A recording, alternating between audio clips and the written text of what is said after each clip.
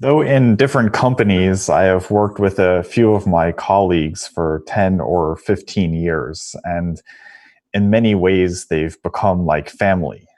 We know each other professionally and personally. We support each other. We know when something is wrong, and we help each other out when we're in a pinch. And because we're all former East Coasters, we also really love giving each other grief and teasing each other.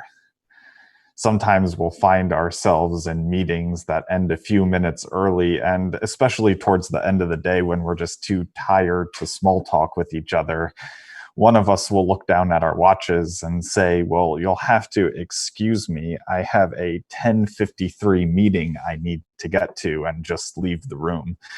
The others will concur and abruptly walk out of the room as well. And to be very honest, I think there's a little bit of that going on in today's reading from Acts, which kind of makes me laugh a little. Our first reading was out of chapter 1 of Acts, the so-called volume 2 of Luke's Gospel. So here we are in this reading in the weeks immediately following the resurrection. And it seems that the awe and amazement of the resurrected Christ is starting to wear off a little. And so the disciples seem to revert back to some of their old lines of questioning. The apostles ask, Lord, is this the time you will restore the kingdom of Israel? And Jesus pithily replies, who knows? But you will receive power when the Holy Spirit has come upon you. And you will be my witnesses in Jerusalem, in all Judea and Samaria, and to the ends of the earth. Then Jesus looks down at his watch and realizes he has a 10:55 ascension into heaven. And as they were watching, he was lifted up, and a cloud took him out of their sight.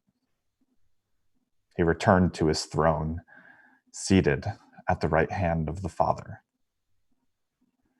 The who knows was probably not the answer they were looking for, and I'm sure Christ's ascension into heaven wasn't the way they would have imagined that conversation ending. But we see Christ sidestepping the question about the restoration of Israel because Christ knows that in the arc of time, nations rise and nations fall. Leaders come and leaders go. Christ does not call us to build up these sorts of earthly kingdoms. Instead, we are called to be builders of an eternal kingdom, a kingdom which existed well before the Spirit of God moved upon the face of the waters, and a kingdom which will go on well past each of our times here on earth. And perhaps, like the apostles, we might find ourselves wondering, what are we called to do? Who are we called to be in this kingdom? Can someone like me really even begin to fix this broken world of ours? So in a rare moment of wisdom, the apostles gather together with women and they begin praying. They spend 10 days in prayer thinking about this kingdom they've been called to build, where it might take them, and what might happen to them during this journey. During those 10 days, they yearn for this Holy Spirit that was promised to give them wisdom, understanding, counsel, fortitude, knowledge, reverence, and a passion for the gospel. And next Sunday, we celebrate the descent of the Holy Spirit, not just on that group of holy women and holy men assembled in that upper room, but we also celebrate that we too are sealed by the Holy Spirit in baptism and marked as Christ's own forever. Like the apostles, we are called to be builders of a kingdom which has no end.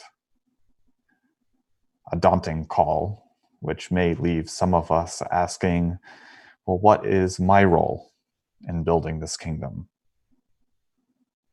If that question is wandering around somewhere in your mind, I might suggest doing what this group of people did in Acts. Pray with an open heart. The answer will come. And pray often.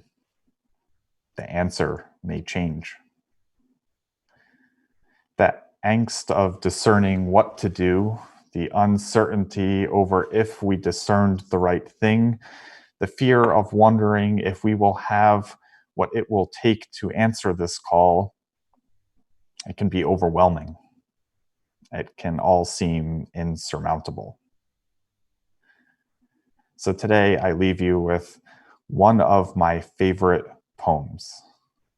It's called Prophets of a Future Not Our Own. It helps now and then to take a step back and take a look at the long view. The kingdom is not only beyond our efforts, it is even beyond our vision. We accomplish in our lifetime only a tiny fraction of the magnificent enterprise that is God's work. Nothing we do is complete, which is a way of saying that the kingdom always lies beyond us. No statement says all that could be said. No prayer fully expresses our faith. No confession brings perfection. No pastoral visit brings wholeness. No one program accomplishes the church's mission. No set of goals and objective includes everything. But this is what we are all about. We plant the seeds that will one day grow. We water seeds already planted, knowing that they hold future promise. We lay foundations that will need further development. We provide the yeast that produces far beyond our capabilities. We cannot do everything, and there is a sense of liberation in realizing that, because this enables us to do something and to do it well. It may be incomplete, but it is a beginning, a step along the way, an opportunity for the Lord's grace to enter and to do the rest. We may never see the end results, but that is the difference between the master builder and the worker. We are workers, not master builders. We are ministers, not messiahs. We are prophets of a future not our own. Come, Holy Spirit, and enliven our hearts to bring about this kingdom you have called us to build.